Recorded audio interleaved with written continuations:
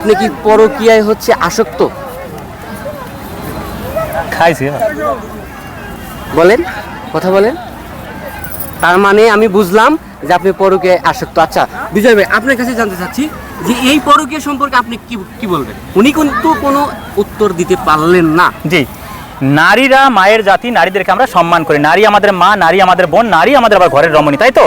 নারীদের আমরা সম্মান করি, কিন্তু কিছু কিছু নারীর কারণে সমাজটা নষ্ট হয়ে যায় এবং সুন্দর সুন্দর পরিবার ধ্বংস হয়ে যায়। এনাদের মতো নারীদের জন্যই ভালো ভালো ছেলেদের সংসার নষ্ট হয়ে যায়, সন্তান হারা হয় পরকীয়ার কারণে। এবার তাকে একটা প্রশ্ন করা হোক যে আপনার স্বামীর থেকে কি পরকীয়ার লোকটা কি খুবই ভালো? কারণ স্বামী সব স্বাধীনতা দেয় না, প্রেমিকে সব স্বাধীনতা দেয়।